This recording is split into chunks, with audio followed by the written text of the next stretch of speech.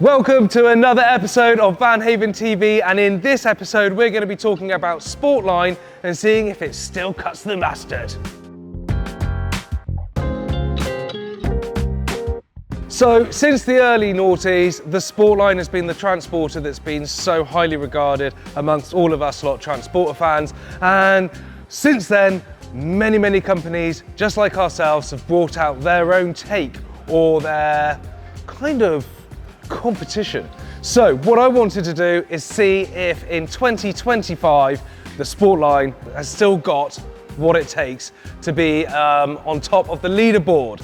Next to it we have an Edition 73, a little bit tricky because I've got a panel van versus a combi, but we'll just pretend that it's that they're the same. So I think the first thing we need to do is talk about the presence. What does the Sportline look like in your rear view mirror? Now the Sportline, like I say, ever since the T5 has always had a great rear view mirror presence. I think that's the word we're going to use.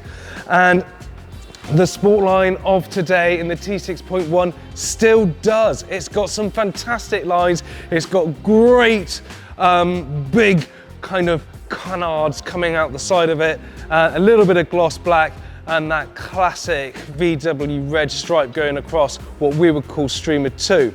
I personally think that the Sportline was lacking a little bit of but sometimes being delicate still has the same effect. We can use colours and tones and finishes to really create that rear view presence that we're talking about, and I think, quite frankly, compared to the T5.1, the T5 Gen 1 and the T6, the 6.1 has cut the mustard. But it's not all about the visuals. How does it ride? What are we running at the moment? So the Sportline comes with an 18-inch wheel. We've still got the same shock absorbers as a factory transporter, the same brakes, the same kind of overall running gear. Nothing's changed. Should we go and have a closer look? This thing's lowered on a factory strut, and then it's on these Sportline wheels.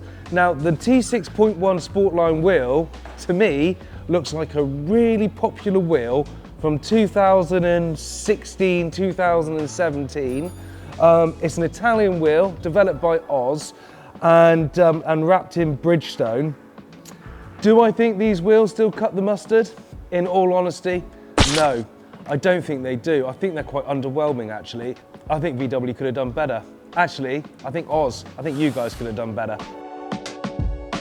So, representing the independent industry, and we are Van Haven, is ourselves with this beautiful Edition 73 here. So, what have we done and what have we decided to do with wheels and suspension? So, we've got a twin tube, totally adjustable suspension coilover setup on here. We sit it at 60mm instead of 40mm, gives it a nice presence. Married up to that 20-inch wheel, looks absolutely perfect. There is definitely something in tyre to arch gap, like science, the ratio. It's a thing. We've gone for a Pirelli P0, or if you want to upgrade from that, there's a Michelin Pilot Sport 4S. Lovely tyre, very soft. We've married that wheel up on Axe wheel. They are lovely. Do I think they cut the mustard? Yeah, I think an Axe wheel cuts the mustard. The rear view mirror vision of the Sportline, I do rate quite a lot. What I don't rate is fake.